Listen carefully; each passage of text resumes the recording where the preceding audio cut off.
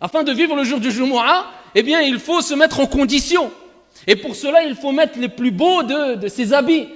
Quand tu vas à la mosquée, quand tu te rends pour assister au sermon du vendredi, ne viens pas comme si, avec ta blouse remplie de saleté, etc., comme si c'est... Non, tu vas te présenter devant ton Seigneur, tabaraka wa ta'ala. Al-malaïka vont participent maintenant, pendant que je vous parle, avec vous, il y a des anges qui participent ici au sermon du vendredi, comme l'a mentionné le prophète alayhi salatu wassalam, telle est notre croyance, et on doit y croire fermement.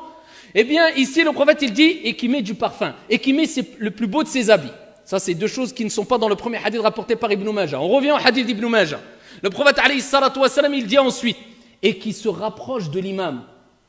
Hein, il se rapproche de l'imam. Il vient le plus proche de l'imam. Et dans un autre hadith, Bisanadin Hassan, le prophète, alayhi salatu wassalam, a dit dans le sens, les personnes les plus proches d'Allah au jour de la résurrection, ce sont celles qui ont été les plus proches de l'imam le jour du vendredi.